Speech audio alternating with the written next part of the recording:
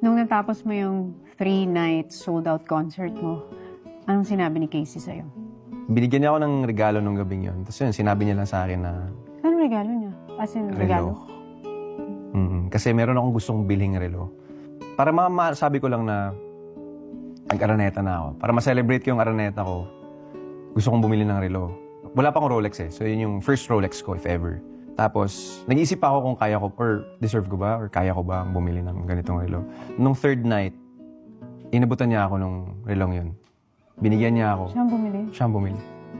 Casey, talagang multiple thumbs up ka na sa akin. Talagang siyang grabe bumili. ka na.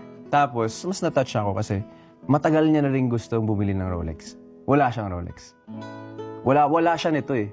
Pero inunan niya ako. Mas doon ako na-touch na ramdam ko lang na mahal niya talaga ako. Casey, hindi ko na alam kung anong thumbs up ang maibibigay ko sa'yo. Anong meron sa hangin dito at naiiyak ako? Nare-realize Kaya mo. pala may tissue dyan.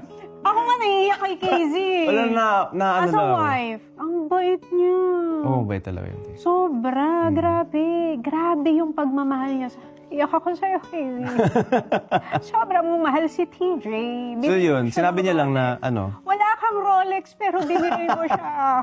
pero sabi niya, oo nga eh. Sabi niya lang ganun, oo nga eh. Pero ito, sa'yo na to.